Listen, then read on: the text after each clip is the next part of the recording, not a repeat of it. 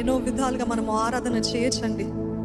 మొట్టమొదటిగా దేవుడు ఇచ్చిన క్రైటీరియా ఏంటంటే ఆత్మతో సత్యముతో ఆయనని ఆరాధించాలి. పూర్ణ ఆత్మతో, పూర్ణ బలముతో, పూర్ణ శక్తితో ఆయనని సేవించాలని ఆయన వాక్యం తెలియజేస్తుంది. కేవలము హృదయము మాత్రమే కాదు, కేవలము మనస్సు మాత్రమే కాదు, మన దేహముతో కూడా ఆయనను ఆరాధించాలండి.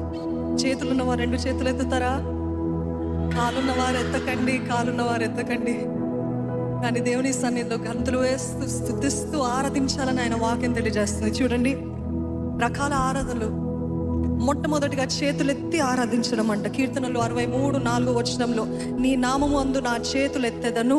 కీర్తనలు 134:2 పరిశుద్ధ స్థలమందు మీ చేతులెత్తి యెహోవాను స్తుతించండి. అదే రీతిగా ఇంకొక రకమైన ఆరాధన, మోకాలపై వంగి ఆరాధించడము.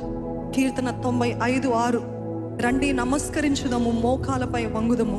ఫిలిప్పీయులకు రాసిన 2వ పత్రిక 10వ అధ్యాయం యేసు నామమునకు ప్రతి మోకాలు ఏం చేస్తాయి? వంగుతాయి.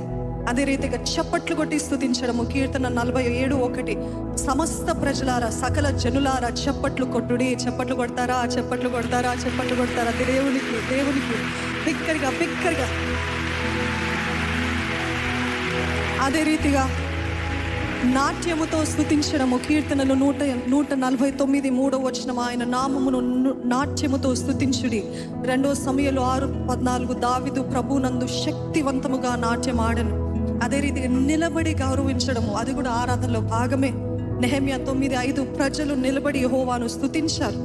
6వది ఏంటిదంటే గానము చేయటము, ఇంకా హర్షధ్వని, గంభీర ధ్వని.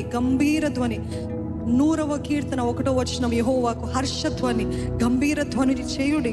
ఎఫెసీయులకు రాసిన పత్రిక 5వ అధ్యాయం 19 కీర్తనలు, స్తోత్ర గీతములతో పాడుడి అని రకరకాల విధాలుగా మనం దేవుని స్తుతించచ్చండి. ఎంతమందికి స్వరాలు ఉన్నాయండి? మూగవారు ఎవరైనా ఉన్నారా? గంభీర ధ్వనితో యేసే దేవుడు అని చెప్తారా? హల్లెలూయా! చప్పట్లు.